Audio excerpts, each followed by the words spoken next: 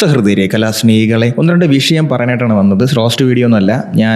എനിക്ക് ചെറിയ ഒന്ന് രണ്ട് കാര്യങ്ങൾ പറയണമെന്ന് തോന്നി. ഒരുപാട് DMs എനിക്ക് വന്നിട്ടുണ്ടായിരുന്നു. ആസ് എ സിനിമ ആസ്വാദകൻ, സിനിമയെ പറ്റി വിമർശിക്കുന്ന ഒരാളെന്ന നിലയ്ക്ക് ചെറിയൊരു ഉത്തരവാദിത്തം എൻ്റെ മോളിൽ വന്ന പോലെ എനിക്ക് ഫീൽ ചെയ്തു. സോ എൻ്റെ പ്രേക്ഷകരോട്ട് എനിക്കത് ഷെയർ ചെയ്യണമെന്ന് തോന്നി. മറ്റൊന്നുമില്ല ഗൈസ്, ഒന്ന് ഭബ്ബബ സിനിമയെ പറ്റിയുള്ള ഒരു റിവ്യൂ ഞാൻ ചെറിയൊരു ഷോർട്ട് വീഡിയോ ഇട്ടിട്ടുണ്ടായിരുന്നു. അപ്പോൾ കുറേ പേര് പറഞ്ഞു ലോങ് വീഡിയോ ഇടൂ, അത് പറയൂ എന്ന് പറഞ്ഞിട്ട് ഞാൻ സിനിമ റിലീസിൻ്റെ അന്ന് തന്നെയാണ് ഞാൻ പോയി കണ്ടത്. അതിനുശേഷം ഇതിൻ്റെ റിവ്യൂസും കാര്യങ്ങളൊക്കെ ഞാൻ പല റിവ്യൂസ് ഇടുന്നത് കണ്ടിട്ടുണ്ടായിരുന്നു. എൻ്റെ പേഴ്സണൽ ഒപ്പീനിയൻ ഞാൻ പറയാൻ ആഗ്രഹിക്കുന്നു. പ്ലസ് എൻ്റെ കൂടെ ഈ ദിലീപിൻ്റെ സിനിമകൾ ഇനി ആരും കാണാൻ പോകരുത്, അത് ബാൻ ചെയ്യണം, അല്ലെങ്കിൽ ആ സിനിമ ബോയ്ക്കോട്ട് ചെയ്യുക എന്നൊക്കെയുള്ള കുറേ സാധനങ്ങളും സെലക്റ്റീവായിട്ടുള്ള കുറേ നിരൂപണങ്ങളും എതിർപ്പുകളും വിമർശനങ്ങളും ഞാൻ കണ്ടു. സോ അതിൽ ആ വിഷയത്തെ പറ്റി ദിലീപിൻ്റെ പേഴ്സണലി ഇപ്പോൾ നടന്നുകൊണ്ടിരിക്കുന്ന ആ ഒരു നടി ആക്രമിക്കപ്പെട്ട കേസിനെ പറ്റിയുള്ള എൻ്റെ പേഴ്സണൽ അഭിപ്രായവും ഞാൻ ഈ വീഡിയോയിൽ പറയാൻ ആഗ്രഹിക്കുന്നു. സോ ആദ്യം സിനിമയെ പറ്റിയുള്ള റിവ്യൂ പറയാം. അതിൽ ഞാൻ കുറച്ച് സ്പോയിലർ പറയാം. അപ്പോൾ സിനിമ കാണാത്ത ആൾക്കാരാണെന്നുണ്ടെങ്കിൽ ഈ പാട്ട് സ്കിപ്പ് ചെയ്ത് പോകാം. നിങ്ങളിത് കാണാതിരിക്കുന്നതായിരിക്കും നല്ലത്. ഞാൻ സ്പോയിലർ ഇൻക്ലൂഡ് ചെയ്ത് പറയാൻ ആഗ്രഹിക്കുന്നത് കാരണം ചില കാര്യങ്ങൾ സ്പോയിലർ അടിച്ച് പറയണമെന്ന് എനിക്ക് തോന്നി. അതുകൊണ്ടാണ് മൊത്തത്തിൽ ഒറ്റ വാക്കിൽ ഈ സിനിമയെ പറ്റി പറയുകയാണെന്നുണ്ടെങ്കിൽ ഇത് ഓക്കെ ഒരു ആവറേജ് സിനിമയായിട്ട് എനിക്ക് ഫീൽ ചെയ്തത്. ഞാൻ ഒരിക്കലും ഈ പടം നിങ്ങൾ തിയേറ്ററിൽ ടിക്കറ്റ് എടുത്ത് പോയി കണ്ടിട്ട്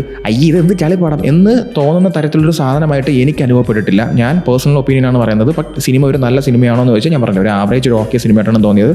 ഇങ്ങനൊരു സിനിമ ശരിക്കും പറയാൻ നമ്മൾ മലയാളി പ്രേക്ഷകർ അക്സെപ്റ്റ് ചെയ്യാനുള്ള സമയമായിട്ടില്ല എന്നും എനിക്ക് തോന്നി. ഇപ്പം ഗുഡ് ബാഡ് അഗ്ലിയൊക്കെ ഒരുപാട് പേര് പറയുന്നുണ്ട്. പക്ഷേ ഗുഡ് ബാഡ് അഗ്ലി ചെയ്യുമ്പോൾ അതിനൊരു പാറ്റേൺ ഉണ്ടായിരുന്നു, അതിൻ്റെ ഒരു രീതി, ഒരു ബ്രെയിൻ റോട്ട് സിനിമയാണ് ഇതല്ല. അതുപോലെ മാർക്ക് ആന്റണി എന്ന് പറഞ്ഞ സിനിമയുടെ നോ ലോജിക്, സിനിമയ്ക്ക് ലോജിക്കില്ല. അതേ ഒരു ജോണറിൽ വരുന്ന അതേ ഒരു രീതിയിൽ വരുന്ന ഒരു സിനിമയാണ് സത്യം പറഞ്ഞാൽ ബബ്ബബ. പക്ഷേ ബബ്ബബയുടെ കഥയിലും അത് എഴുതിക്കുന്ന സ്ക്രിപ്റ്റിലും അതിൻ്റെ തിരക്കഥയിലൊക്കെ ഒരുപാട് പാളിച്ചകളുള്ള പോലെ എനിക്ക് ഫീൽ ചെയ്തത്. പൂർണ്ണമാകാതെ അല്ലെങ്കിൽ എവിടെ നിന്ന് തുടങ്ങി എവിടെ അവസാനിക്കണ്ടേ കഥ നമുക്ക് കൺവിൻസ് ആവണം. അതിപ്പോൾ ലോജിക്കില്ല എന്നുള്ളൊരു എസ്കേപ്പ് നമ്മൾ അതിനകത്ത് എടുത്തിട്ടുണ്ടെങ്കിലും ആ കഥ നമുക്ക് പ്രേക്ഷകരിലോട്ട് തീരെ കൺവിൻസ് ആയില്ലെന്നുണ്ടെങ്കിൽ ആ പടം വിജയിക്കാൻ സാധ്യത വളരെ കുറവായിരിക്കും. കുറ്റം പറയും, നെഗറ്റീവ് വരും. എന്തായാലും രണ്ട് വശം ഈ സിനിമയ്ക്ക് ആൾക്കാർ പറയും എന്നുള്ളത് 100% ഉറപ്പാണ്. കാരണം എല്ലാ പ്രേക്ഷകർക്കും ഇത് ഇഷ്ടപ്പെടുന്ന ഒരു ജോണറല്ല, ഇഷ്ടപ്പെടുന്ന ഒരു രീതിയല്ല ഈ സിനിമയുടെ ഉള്ളത്. ശരിക്കും പറഞ്ഞു കഴിഞ്ഞാൽ ഒരുപാട് സിനിമകളുണ്ട്. അതായത് ദിലീപിന്റെ പഴയ സിനിമകളുടെ റെഫറൻസുകളെ എടുത്ത് വെച്ചിട്ട് ഒരു സിനിമയാക്കിയിരിക്കുന്നതാണ്. അതുപോലെ റീൽസിലൊക്കെ നമ്മൾ മടുത്ത അല്ലെങ്കിൽ റീൽസിലൊക്കെ നമ്മൾ കണ്ടിരുന്ന രസിച്ചിരുന്ന കുറേ സാധനങ്ങളൊക്കെ എടുത്ത് ഒരു സിനിമയാക്കി ഉണ്ടാക്കിയിട്ട് അതിനെ ദിലീപിന്റെ ട്രിബ്യൂട്ട് പോലെ, അല്ലെങ്കിൽ ദിലീപ് എന്ന് പറഞ്ഞാൽ ദിലീപിന്റെ ഫാൻസിനെ ആഘോഷിക്കാൻ വേണ്ടി കൊടുത്തേക്കുന്ന ഒരു സാധനമാണ് ഈ ബബ്ബബ എന്നുള്ള സിനിമ. അതായത് ഫാൻസിന് ഇഷ്ടപ്പെടും. സിമിലർ അപ്ലൈസ് ടു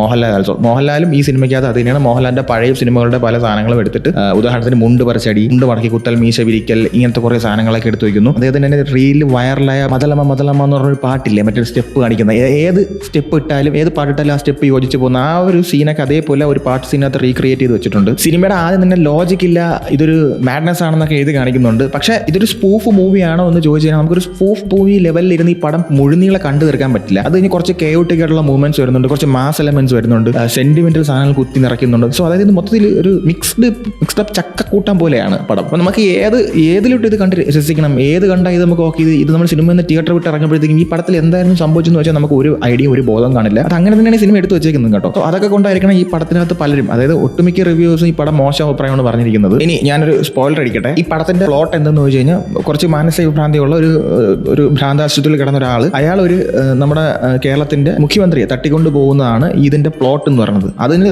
തുടർന്ന് സംഭവിക്കുന്ന കാര്യങ്ങളും അയാൾ എന്തിനാണ് തട്ടിക്കൊണ്ടു പോയത്, അയാളുടെ ഈ തട്ടിക്കൊണ്ടു പോകാനുള്ള മോട്ടിവേഷൻ എന്താണ്, അതിന്റെ റീസൺ എന്താണ്, ഇതൊക്കെയാണ് ഈ സിനിമയുടെ ഒരു പ്ലോട്ട് എന്ന് പറയുന്നത്. പക്ഷേ ഈ തട്ടിക്കൊണ്ട് പോകലും അതിന്റെ ക്ലൈമാക്സ് എത്തുമ്പോൾ ഒട്ടും തീരെ കൺവിൻസ് ആവാത്തൊരു കാര്യം, അല്ലെങ്കിൽ ഇത്രയും ഒരാളുടെ അടുത്തൊരു ദേഷ്യം തോന്നുന്നത് തട്ടിക്കൊണ്ട് പോകാനും വേണ്ടിയുള്ള ഒരു കാരണം അയാൾക്ക് പേഴ്സണലി ഉള്ളതായിട്ട് തീരെ ഫീൽ ചെയ്യാത്തൊരു ക്ലൈമാക്സ് ആണ് എനിക്ക് പേഴ്സണലി ഫീൽ ചെയ്തത്. ആ ക്ലൈമാക്സ് കാരണം തന്നെ സത്യം പറഞ്ഞു കഴിഞ്ഞാൽ നമ്മളിങ്ങനെ ആലോചിക്കുമ്പോൾ ഇതെന്ത് ഈ ഒരു ക്ലൈമാക്സ്, ഈ ഒരു റീസൺ കൊണ്ട് ഇങ്ങനെ തട്ടിക്കൊണ്ട് ഇത്രയും വലിയ മാഡ്നസ് കാണിക്കേണ്ട ആവശ്യമുണ്ടോ എന്ന് നമ്മൾ ചിന്തിച്ചു. പിന്നെ അതിൽ വന്നു പോകുന്ന കുറേ വയസ്സായ ആൾക്കാരുടെ കഥാപാത്രങ്ങളും അങ്ങനെ കുറച്ച് ആൾക്കാരുടെ കഥാപാത്രങ്ങളൊക്കെ ഫോഴ്സ്ഡ് ആയിട്ട് വെറുതെ ഒരു കാര്യമില്ലാതെ അവരെ അതിനകത്തെടുത്ത് കുത്തിക്കയറ്റിയ പോലെയൊക്കെ തോന്നുന്നു. ഒരു ആവശ്യമില്ല അങ്ങനെ ചെയ്തേക്കുന്നതിൻ്റെ. അതൊന്നും സിനിമയായിട്ട് യാതൊരു വിധത്തിലും ബന്ധമില്ലാത്ത വേറൊരു തലത്തിലോട്ട് മാറിയിരിക്കുന്ന പോലെ തോന്നിക്കഴിഞ്ഞു. പിന്നെ ഈ സിനിമയിലെ മെയിൻ കഥാപാത്രങ്ങളായ ബൈജു നന്നായിട്ട് ചെയ്തിട്ടുണ്ട്. വിനീത് ശ്രീനിവാസൻ ആ കഥാപാത്രം അദ്ദേഹം നന്നായിട്ട് ചെയ്തിട്ടുണ്ട്. പക്ഷേ അതും ഒരു കിളിപോയ കഥാപാത്രം. അതായത് ഇതിനകത്ത് നോർമലായിട്ട് ബിഹേവ് ചെയ്യുന്ന ആകെ ഒരൊറ്റ കഥാപാത്രമേ ഉള്ളൂ, അത് ബൈജുവിന്റെ കഥാപാത്രമാണ്. ബാക്കിയുള്ള എല്ലാവരും കുറച്ച് വട്ടുപിടിച്ച ഒരു ക്യാരക്ടറായിട്ടാണ് ചെയ്തേക്കുന്നത്.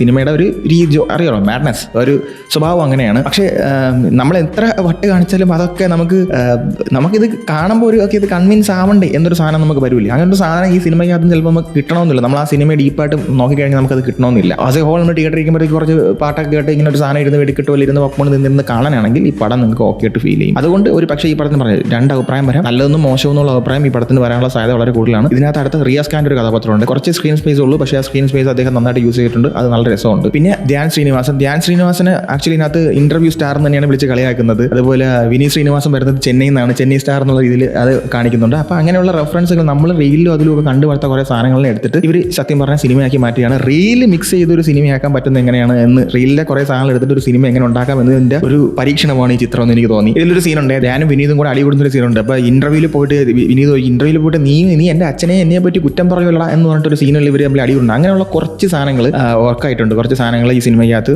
നമുക്ക് ചിരിക്കാനുള്ള വക തരുന്നുണ്ട്. ഇനി സിനിമയിൽ ആക്ച്വലി ഞാനിപ്പോഴും നിങ്ങൾ പുതിയ റൈറ്റേഴ്സാണ്, ഇപ്പോൾ വന്നേക്കുന്ന ഈ നൂറിൻ ഷെരീഫ് ഹസ്ബൻഡും ഒക്കെ പുതിയ റൈറ്റേഴ്സാണ്. ഇവർ എന്തിനാണ് പഴയ ദിലീപിനെ കാണിക്കാൻ ശ്രമിക്കുന്നത്? പുതിയ ദിലീപ് അല്ലേ നമുക്ക് ആവശ്യം, അല്ലെങ്കിൽ പുതിയ മോഹൻലാലിനെ അല്ലേ നമുക്ക് ആവശ്യം? സിനിമയുടെ തുടക്കം തന്നെ ദിലീപ് ഇങ്ങനെ നടന്നു വന്നിട്ട് ഒരു പഴത്തൊലി ചവിട്ടി വീഴാൻ പോകുമ്പോഴത്തേക്കും അതൊക്കെ പണ്ട് ഇന്ന് ദിലീപ് തന്നെ ആവുകൊണ്ട് പറഞ്ഞൊരു സാധനമുണ്ട്. എന്നിട്ട് സിനിമയ്ക്ക് ഉടനീളം വാളയാർ പരമശിവം, അതിൽ വാളയാർ പരമശിവം ഒരു ചിരിയില്ലേ, നിങ്ങൾ ട്രെയിലറിൽ കണ്ടല്ലോ ഒരു ദിലീപിന്റെ ഒരു ചിരി. ഇത് വാളയാർ പരമശിവത്തിന്റെ ചിരി അതേപോലെ ത്രൂ ഔട്ട് സിനിമയിൽ മൊത്തം ദിലീപ് ചെയ്ത് എങ്ങനെ ഇരിക്കും, അതാണ് ഇതിലെ കഥാപാത്രത്തിൽ ദിലീപിന്റെ ഫേസിലെ ലുക്ക് വരുന്നത്. തുടക്കം മുതൽ അവസാനം വരെ അതേ മീറ്റർ പിടിച്ച് തന്നെയാണ് ദിലീപ് ചെയ്തിരിക്കുന്നതും കാര്യങ്ങളും. അപ്പം നമുക്ക് വേണ്ടത് പുതിയ തരത്തിലുള്ള സാധനങ്ങളാണ്. പുതിയ രീതിയിൽ പഴയ കാര്യം അവതരിപ്പിച്ചാലും അത് നമുക്ക് ഇഷ്ടപ്പെടണമെന്നില്ല, അത് നമുക്ക് ബോറായിട്ട് തന്നെ ഫീൽ ചെയ്യും. അപ്പം ഈ സിനിമയ്ക്കകത്ത് ആക്ച്വലി ഇവർ ഈ എഴുത്തിനകത്ത് കൊണ്ടുവന്നേക്കുന്നതും പഴയ ദിലീപിന്റെ കുറേ സാധനങ്ങൾ, ആ ഒരു വളരെ പരമശിവന്നുള്ള ഒരു ലോറയ്ക്കകത്ത് വരുന്നതും അതിൻ്റെ ഒരു ശൈലിയും ആ ഡയലോഗിൻ്റെ ഒരു രീതിയും, അതേ ഒരു സാധനം ഇവിടെ വീണ്ടും പുതിയ രീതിയിൽ അവതരിപ്പിച്ചു എന്ന് മാത്രമേ ഉള്ളൂ. അപ്പോൾ അതിൽ പുതുമയില്ല. ഇനി ദിലീപ് തന്നെ സിനിമയിൽ പറയുന്നുണ്ട്,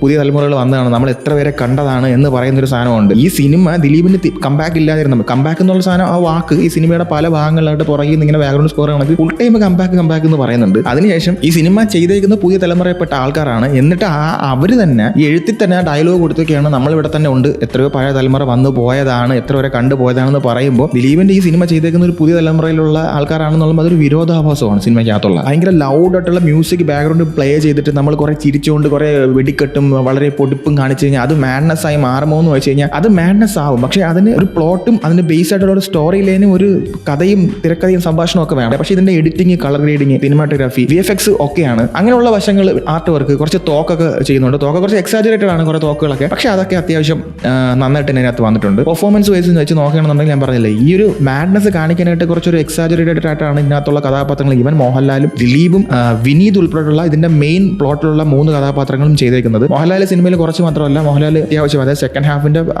ഒരു 10-40 മിനിറ്റോളം മോഹൻലാൽ ഈ സിനിമയ്ക്കകത്തുണ്ട്. ഈ പടത്തിനൊരു സെക്കൻഡ് പാർട്ട് ഇവർ പറയുന്നുണ്ട്. ദയവ് ചെയ്ത് എനിക്ക് സെക്കൻഡ് പാർട്ട് കാണണമെന്ന് ആഗ്രഹമില്ല, സത്യം പറഞ്ഞാൽ എനിക്ക് പേഴ്സണലി ആഗ്രഹമില്ല. അതിന് വേണ്ടിയുള്ള സാധനം ഈ സിനിമയ്ക്കകത്തില്ല. ഫോഴ്സ്ഡ് ആയിട്ട് തമിഴിൽ നിന്നൊരു നമ്മളെപ്പോഴും സൈക്കോ കഥാപാത്രങ്ങൾ കാണുന്ന, അല്ലെങ്കിൽ മാഡായിട്ട് ഒരു കഥാപാത്രം, ഭയങ്കര ഫേമസ് ആയിട്ടുള്ള ഒരു തമിഴ് നടനെ ഇതിനകത്ത് കൊണ്ടുവന്ന് അയാളെ ഇതിനകത്ത് ഫോഴ്സ്ഡായിട്ട് കൊണ്ടുവന്ന് ഇനി ഇവർക്ക് റൈവലറായിട്ട് വെക്കുന്നുണ്ട്. അത് കണ്ടു കഴിഞ്ഞാൽ നമ്മൾ വിചാരിക്കണം ഓക്കെ ഇനി സെക്കൻഡ് പാർട്ടിൽ വലിയ സംഭവം വരാനുണ്ട് എന്ന് വിചാരിച്ചു കഴിഞ്ഞാൽ അതിനകത്ത് സത്യം പറഞ്ഞാൽ ഒന്നുമില്ല. ഒരുപാട് വലിയ താരനിര നമ്മൾ കണ്ടിട്ടുള്ളതായിട്ടുള്ള ഒരുപാട് വലിയ താരനിര ഇതിന് സിനിമയ്ക്കകത്ത് ഇൻക്ലൂഡ് ചെയ്യിപ്പിച്ചിട്ടുണ്ട്. പടത്തിന്റെ പ്രൊഡ്യൂസറായ ഗോകുലം ഗോപാലൻ, അത് തുടക്കം തന്നെ ഞാൻ നോക്കുമ്പോഴത്തേക്കും ഓടക്കുഴലിന്റെ, ഗോകുലം ഗോപാലൻ എഴുതി കാണിക്കുമ്പോൾ ഓടക്കുഴലിന്റെ ഒരു ചിഹ്നം, ശ്രീകൃഷ്ണന്റെ ഒരു സാധനം പോലെ ഇങ്ങനെ ഓടക്കുഴലിനകത്ത് വെച്ച് ഗോകുലം ഗോപാലൻ എഴുതി കാണിക്കുന്നുണ്ട്. അത് ഗോകുലം പ്രൊഡക്ഷൻസ് അവരുടെ ആ ഒരു ബാനർ. സിനിമയ്ക്കകത്ത് മോഹൻലാലിന്റെ കൂടെ വന്ന് നിന്ന് ഡാൻസ് കളിക്കുന്നു, പാട്ട് പാടുന്നു, മറ്റേ ആന്റണി പെരുമ്പാവൂർ ഈ സാധനം കാണിക്കുന്ന പോലെ ഗോകുലം ഗോപാലൻ ആ പദവി, ആ ഒരു റോൾ ഏറ്റെടുത്ത് ഇവിടെ ചെയ്യുന്നുണ്ട്. എനിക്കത് പേഴ്സണലി ചിരിയാണോന്ന് ഞാൻ കണ്ടിട്ട് എന്താണ് കാണിക്കണേ എന്ന് തോന്നിപ്പോയി. But it was fun to watch.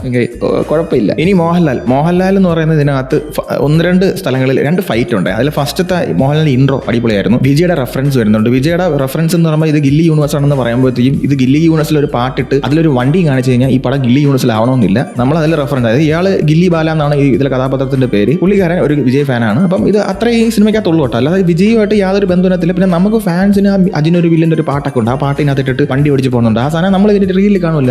നമ്മൾ പറയുന്ന കാര്യമല്ലേ, അതിനൊരു വില്ല് ഇട്ട് കഴിഞ്ഞാൽ വണ്ടി ഓടിക്കുമ്പോൾ നമുക്ക് ഒരു അഡ്രിനാലിൻ റഷ് കിട്ടി നമ്മൾ വണ്ടി പറപ്പിക്കും പറഞ്ഞില്ലേ, ആ സാധനം നേരെ എടുത്ത് സിനിമയ്ക്കകത്ത് വെച്ചേക്കുവാണ്. അപ്പോൾ അതിനൊരു വില്ലിട്ട് ആ ജിപ്സിക്കകത്ത് ഇങ്ങനെ പോവുകയാണ്. ഇതൊക്കെയാണ് ഈ സിനിമയിൽ ഗില്ലി റെഫറൻസ് ആയിട്ട് കാണിച്ചിട്ടുള്ള സാധനങ്ങൾ. അത് കണ്ടാൽ നമുക്ക് ഫാൻസിന് ഓക്കെ ഓ എന്നൊക്കെ നമുക്ക് ആക്കാനുള്ള സാധനം ഫാൻസിന് കിട്ടും. അല്ലാത്ത പക്ഷം ഞാൻ തിയേറ്ററിലിരുന്ന് കണ്ടപ്പോൾ കുറേ ഫാമിലിയൊക്കെ ഇരിപ്പുണ്ടായിരുന്നു, എൻ്റെ സൈഡിൽ ഇരിപ്പുണ്ടായിരുന്നു. അവരൊക്കെ മൊത്തം അങ്ങനെ നോക്കിയപ്പോഴത്തേക്കും അവർക്കൊന്നും യാതൊരു വികാരം ഇല്ലാത്ത രീതിയിൽ അവരിങ്ങനെ നോക്കിക്കൊണ്ടിരിക്കുകയാണ് ചെയ്തത്. ദിലീപ് ഒരു ജനപ്രിയ നാടകൻ, ഫാമിലി ഓഡിയൻസ് ആണ്. ദിലീപിന്റെ സിനിമ കാണാൻ വരുന്നുണ്ടെങ്കിൽ ഇത് ഫാമിലി ഓഡിയൻസിന് വേണ്ടി പറ്റുന്ന, അല്ലെങ്കിൽ അവർക്കത് ഇഷ്ടപ്പെടുന്ന ടൈപ്പ് ഓഫ് ഒരു സിനിമയല്ല. അവർക്കത് ഇഷ്ടപ്പെടാനുള്ള സാധ്യത വളരെ കുറവാണ്. ബട്ട് ഫാൻസിനും നമുക്ക് പോയിരുന്ന് പൊളിച്ചടിച്ച് കൈയടിച്ച് ആർപ്പ് വിളിച്ച് വരാൻ പറ്റിയ ഒരു സാധനമായിട്ട് ഈ സിനിമയ്ക്കകത്ത് ഒരുപാട് സാധനങ്ങളുണ്ട്. പാട്ടുകളുണ്ട്, പഴയ സിനിമകളുടെ പാട്ടുകളുണ്ട്. ദിലീപിന്റെ രാരവേണു ഗോപാല എന്നൊക്കെ പറഞ്ഞ പാട്ടുണ്ട്, അതിനൊക്കെ എടുത്ത് വെച്ചിട്ടുണ്ട്. അതൊക്കെ വളരെയധികം നശിപ്പിച്ച് വെച്ചിട്ടുള്ളതായിട്ടാണ് എനിക്ക് പേഴ്സണലി തോന്നിയത്. ആ പാട്ടിൽ നിന്ന് ആവശ്യമില്ലായിരുന്നു. മ്യൂസിക്കിൽ ദിലീപിന്റെ ദിലീപിന്റെ പേഴ്സണൽ ബീജിയം ഉണ്ട്, ദിലീപിനെ കേൾക്കുന്ന ഇൻട്രോ ആ ബീജിയം ഒഴികെ ബാക്കി ഒരു ബീജിയം മോഹൻലാലിനും ആർക്കും കൊടുത്തൊരു സാധനം എനിക്ക് പേഴ്സണലി ഫീൽ ആയിട്ടൊന്നുമില്ല. ഭയങ്കര ലൗഡ് കുറെ ഇംഗ്ലീഷ് റാപ്പ് ഒക്കെ കൊണ്ട് ഒരു കാര്യമില്ലാത്ത കുറെ സാധനങ്ങൾ. ഗോപി സുന്ദറും ഷാൻ റഹ്മാൻ രണ്ടുപേരുണ്ടല്ലോ അതിനകത്ത്. അപ്പം ഇത് രണ്ടും സത്യം പറഞ്ഞാൽ ആ ദിലീപിന്റെ പേഴ്സണലി കൊടുത്തേക്കുന്ന ആ ഒരു ക്യാരക്ടറിന് കൊടുത്തേക്കുന്ന ബീജിയം ഒഴികെ ബാക്കി ഒന്നും എനിക്ക് പേഴ്സണലി ഇഷ്ടപ്പെട്ടില്ല. പക്ഷേ ആ ബീജിയം സൂപ്പർ ആയിരുന്നു. ഇനി മോഹൻലാലിന്റെ സെക്കൻഡ് ഫൈറ്റ് ആക്ച്വലി ഒരു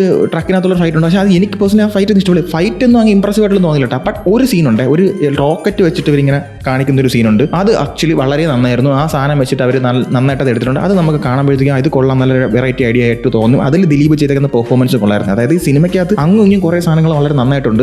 പക്ഷേ എന്നാൽ ഓവറോൾ നമ്മൾ നോക്കുമ്പോഴത്തേക്ക് ഇതിൽ എന്തൊക്കെയോ പാളിച്ചുള്ള പോലെ നമുക്ക് ഫീൽ ചെയ്യും. പക്ഷേ സിനിമ വയസ്സ് ഞാൻ പറഞ്ഞില്ല, ഇപ്പോഴും ഞാൻ പറഞ്ഞു ആവറേജ് ഫീലാണ്. തിയേറ്ററിൽ പോയിരുന്നു തന്നെ കാണാം. OTT-ലൊന്നും കണ്ടെങ്കിൽ സിനിമ അത്ര ഇമ്പാക്ട് ചെയ്യുമെന്ന് എനിക്ക് തോന്നുന്നില്ല. സോ ഒരു തിയേറ്റർ വാച്ച് സിനിമയാണിത്. ഇനി മോഹൻലാലിനെ സത്യം പറഞ്ഞാൽ എന്താണ് ചെയ്തേക്കുന്നത് വെച്ചാൽ, മോഹൻലാലിനെ ആക്ച്വലി പുള്ളി ഒരു സ്റ്റാറാണ്. ഒരു കാണിക്കുമ്പോൾ തന്നെ ദ റിയൽ OG എന്നും തലമുറകളുടെ നായകൻ എന്നൊക്കെ ഇത് കാണിച്ച് നമുക്ക് കൈയടിപ്പിക്കാൻ വേണ്ടി ഉണ്ടാക്കുന്ന സാധനം. അതായത് മോഹൻലാൽ ഇത്രയും വർഷം എന്താണോ അയാളുടെ കരിയറിൽ ഉണ്ടാക്കി വെച്ചിരിക്കുന്നത് ആ സാധനത്തിനെ നേരെ എടുത്ത് ഇവിടെ മുണ്ട് മടക്കി കുത്തിക്കുക, മീശ വിളിപ്പിക്കുക, മുണ്ട് പറിച്ചുള്ള അടി, അതായത് നാട് തമ്മിൽ മുണ്ട് പറിച്ചുള്ള അടി, ഇങ്ങനത്തെ കുറേ സാധനങ്ങൾ എടുത്ത് വെച്ചിട്ട് ആ ഒരു സാധനം നമ്മളെ കാണിച്ച് കൈയടിപ്പിക്കുക. പുതുതായിട്ടതിനകത്ത് ഒന്നുമില്ല. അയാൾ ഇത്ര നാൾ ചെയ്ത സാധനങ്ങൾ വീണ്ടും നമ്മൾ ഒന്നുകൂടി റീലിൽ നമ്മൾ കട്ട്സ് കാണുന്ന പോലെ എടുത്തിട്ട് ചെയ്തിട്ടുണ്ട്. ഇതാണ് സിനിമയ്ക്ക് അത് കാണിച്ചിരിക്കുന്നത്, ഫാൻസിനെ ആഘോഷിക്കാം. ഇനി ഇതിന്റെ എഴുത്തും ഇതിന്റെ ഡയറക്ഷനും രണ്ടുപേരും പുതിയ ആൾക്കാരാണ്. രണ്ടുപേരും ഫസ്റ്റ് അറ്റംപ്റ്റ് ആണ്. വിനീത് ശ്രീനിവാസന്റെ അസിസ്റ്റന്റ് ആയിരുന്നു ഇതിന്റെ ധനഞ്ജയ് ശങ്കർ. ഇവർ രണ്ടുപേരും നല്ല കഴിവുള്ള ആൾക്കാർ തന്നെയാണ്. ഇത് ഫസ്റ്റ് സിനിമയാണ്. ഇതിനകത്തുനിന്ന് കിട്ടിയ പാളിച്ചകൾ മാറ്റിയിട്ട് ഇവർ പുതിയ രീതിയിൽ നല്ല സിനിമകൾ ഇനി വീണ്ടും ഇവർക്ക് ചെയ്യാനുള്ള പൊട്ടൻഷ്യൽ ഉള്ള ആൾക്കാരാണ്. നല്ല സിനിമകളാണെങ്കിൽ ഉറപ്പായിട്ട് പ്രേക്ഷകർ അക്സെപ്റ്റ് ചെയ്യുന്ന ചെയ്യും. ഈ സിനിമയും അക്സെപ്റ്റ് ചെയ്ത ഒരു കൂട്ടം ആൾക്കാർ എന്തായാലും ഉണ്ടാവും.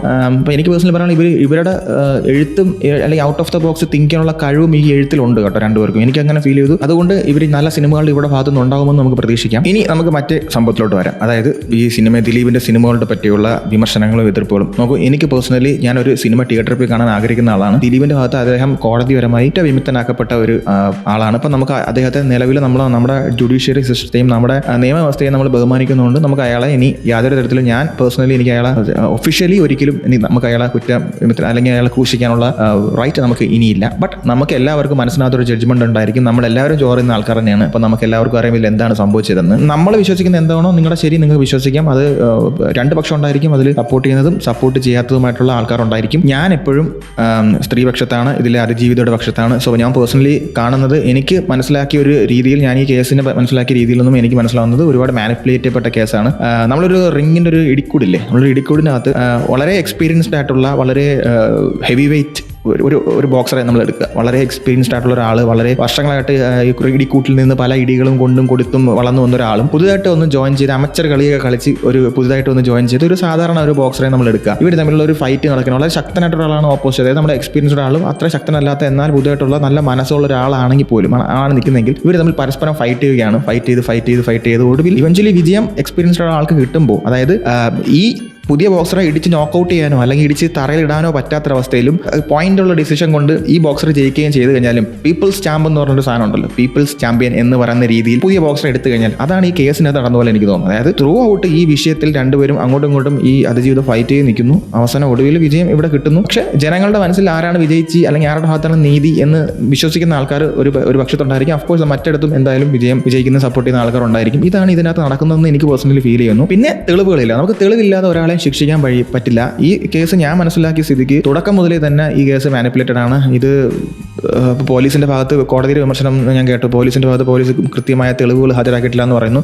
ശരിയാണ്, നമുക്ക് ഇതിന്റെ ഡിജിറ്റൽ തെളിവുകളൊന്നുമില്ല. ഫോണുകൾ ഹാജരാക്കപ്പെട്ടിട്ടില്ല, മെമ്മറി കാർഡ് ഹാജരാക്കപ്പെട്ടില്ല, അല്ലെങ്കിൽ മെമ്മറി കാർഡിന്റെ കോപ്പിയാണ് കോടതിയിൽ കൊടുത്തത്. ആ കോപ്പിക്കകത്ത് അതിന്റെ വാല്യൂ മാറിയിട്ടുണ്ട്. നമ്മൾ ഒരു ഫോൺ കടയിൽ വിൽക്കാൻ കൊടുത്തല്ലേ, ഞാനൊരു ഉദാഹരണം പറഞ്ഞു, ഒരു ഫോൺ കടയിൽ വിൽക്കാൻ കൊടുത്തല്ലെങ്കിൽ നമ്മളൊരു മെമ്മറി കാർഡ് എന്തായാലും നമ്മൾ വിൽക്കാൻ കൊടുത്തു കഴിഞ്ഞാൽ ഇത് നമ്മൾ വിൽക്കാൻ കൊടുക്കുമ്പോൾ ഇത് എങ്ങനെ ക്ലീൻ ചെയ്യും? നമ്മൾ ഫാക്ടറി റീസെറ്റ് അടിച്ചാൽ നമ്മൾ ഡാറ്റാസ് റിക്കവർ ചെയ്തിരിക്കാൻ വേണ്ടി നമ്മൾ എന്ത് ചെയ്യും? ഞാനാണെങ്കിൽ ഇപ്പോൾ എൻ്റെ ഫോൺ എടുക്കുക, ഞാൻ അതിനകത്ത് ഹെവി ആയിട്ടുള്ള ഫയലുകൾ ലോഡ് ചെയ്യും. ഇപ്പം ഒരു 10-15 സിനിമ അല്ലെങ്കിൽ ഒരു 5 സിനിമ എടുക്കുക, ഒരു 3-4 GB സിനിമ, അപ്പോൾ ഫോൺ അങ്ങ് നിറയും, ഫോണിൻ്റെ മെമ്മറി കംപ്ലീറ്റ് അങ്ങ് ഫുൾ ആവും. എന്നിട്ട് അത് വീണ്ടും ഡിലീറ്റ് ചെയ്യും. അത് മൾട്ടിപ്പിൾ ടൈംസ് ഇത് നമ്മൾ റിപ്പീറ്റ് ചെയ്ത് കഴിഞ്ഞാൽ നമുക്ക് ഡിജിറ്റൽ ട്രേസ് കിട്ടത്തില്ല. അതായത് നമുക്ക് ആദ്യം നമ്മൾ എടുത്ത ഏതെങ്കിലും ഒരു ഡാറ്റ നമ്മുടെ കയ്യിലുണ്ടെങ്കിൽ അതിൻ്റെ മുകളിൽ ഒരുപാട് ഹെവി ഫയൽസ് ഇട്ട് കഴിഞ്ഞാൽ പിന്നെ ആ ട്രേസ് നമുക്ക് കിട്ടത്തില്ല. മനസ്സിലായോ? അപ്പോൾ ഇങ്ങനെ ട്രേസ് എറൈസ് ചെയ്യപ്പെട്ട തെളിവാണ് അല്ലെങ്കിൽ സാധനമാണ് കോടതിയിൽ എത്തിയെന്നൊക്കെയാണ് പല രീതികളിലും പറയുന്നത്. സോ അപ്പോൾ അങ്ങനെയൊക്കെ തെളിവുകൾ നശിപ്പിച്ചിട്ടുണ്ടെങ്കിൽ ഇനി ഏത് കോടതിയിലെ ഏത് ഹൈക്കോടതി സുപ്രീം കോടതി പോയാലും തെളിവില്ലാത്ത പക്ഷം ഒരാളെ ശിക്ഷിക്കാൻ പറ്റില്ല. അപ്പോൾ അദ്ദേഹത്തിനെതിരെ തെളിവ് കൊണ്ടുവരാൻ പറ്റില്ലെന്നുണ്ടെങ്കിൽ അദ്ദേഹം കുറ്റവിമുക്തൻ ആക്കപ്പെട്ട് തന്നെ നിൽക്കും. അതിൽ യാതൊരു സംശയവും ഇല്ല. അപ്പം നമുക്ക് തെളിവുണ്ടെങ്കിൽ മാത്രമേ അയാളെ ശിക്ഷിക്കാൻ കഴിയുള്ളൂ. നമ്മുടെ നിയമവ്യവസ്ഥ അങ്ങനെയാണ്. പണം കൊണ്ടും പവർ കൊണ്ടും ഒക്കെ ബാക്ക് ചെയ്യാനുള്ള ആൾക്കാർ ആ സ്ത്രീ പക്ഷത്ത് ഉള്ളത് കൊണ്ടാണ് അവരെ പോലുള്ള ഒരു ഫെയിമുള്ള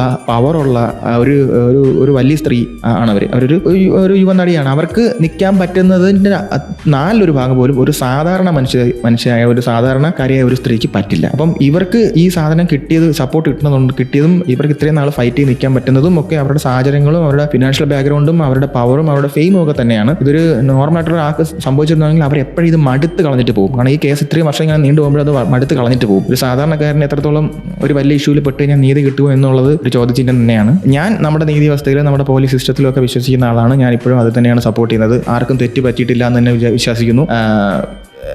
സത്യം ആണ് തെളിയിക്കപ്പെട്ടതെന്നും വിശ്വസിക്കാനാണ്. ദിലീപിന്റെ സിനിമകൾ ഇറങ്ങാനും ഇനിയും അദ്ദേഹം സിനിമകൾ ഇറക്കാൻ ഞാൻ തിയേറ്ററിൽ പോയി തന്നെ കാണും. അദ്ദേഹം സിനിമ നല്ലതാണെങ്കിൽ ഞാൻ സപ്പോർട്ട് ചെയ്യും. അദ്ദേഹത്തിന്റെ സിനിമ മോശമാണെങ്കിൽ മോശം എന്ന് തന്നെ പറയും. ഒരു നടനല്ല ഒരു സിനിമയുടെ അൾട്ടിമേറ്റ് സാധനം. തിരക്കഥാകൃത്ത് എഴുതുന്ന ഒരു ഡയറക്ടർ, ലൈറ്റ്മാൻ മുതൽ അങ്ങനെ ഒരുപാട് പേരുടെ കൂട്ടായ്മയാണ് ഒരു സിനിമ. അത് തിയേറ്ററിൽ ഒരുപാട് പേര് അതുവഴി ജീവിക്കുന്നുണ്ട്. സോ അതുകൊണ്ട് എനിക്ക് ആ അദ്ദേഹത്തിന്റെ സിനിമയെ ബാൻ ചെയ്തുകൊണ്ടൊരു സാധനം പേഴ്സണലി എനിക്ക് താല്പര്യമില്ല. ഞാൻ അതുകൊണ്ട് സിനിമകൾ കാണും. പക്ഷേ എൻ്റെ നിലപാട് ഇതാണ്, അത് ഞാൻ പറയുന്നു മാത്രം. ഓൾറൈറ്റ് ഗൈസ്, അപ്പം ഇതായിരുന്നു എനിക്ക് ഭബ്ബബ്ബ സിനിമയെ പറ്റിയും ഈ വിഷയത്തെ പറ്റിയുമുള്ള എൻ്റെ പേഴ്സണൽ അഭിപ്രായം. എനിക്ക് നിങ്ങളോട് ഷെയർ ചെയ്യണമെന്ന് തോന്നി. അപ്പോൾ ശരി ഗൈസ്, നമുക്ക് നല്ലൊരു റോസ്റ്റ് വീഡിയോയിൽ ഇനിയും കാണാം. അതുവരേക്കും വണക്കം.